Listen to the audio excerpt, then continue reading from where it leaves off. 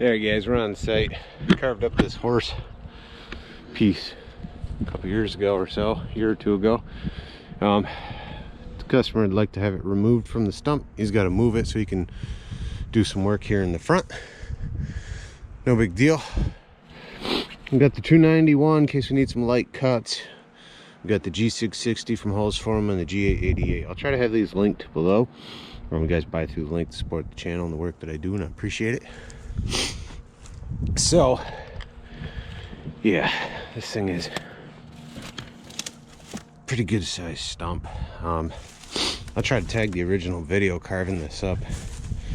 Could probably use some cleanup, but that's up to the customer if they want to have me do that work this year or not. You know, right now we're just concerned about cutting the whole piece as one so he can move it later. So what I'm going to attempt to do is kind of freehand a straight cut and tap wedges in as I go, and you know, pray for the best. So if you're here hanging out, give me a thumbs up, hit subscribe, and stick around.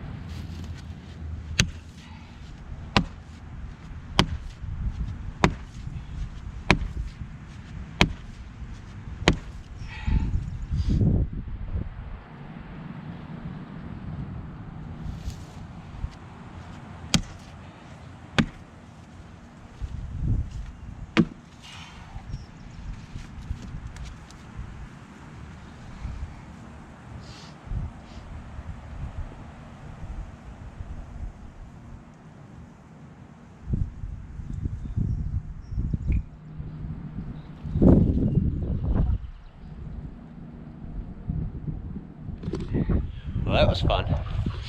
Not too bad. As we cut, we pounded some wedges. We cut out of scrap wood at the shop and got her lifted up there about 2 inches off the base. Let's see if we can show you guys our cut here. Sick. See all the way through, light to the other side. Light to the other side. The wedges are the only thing in the way.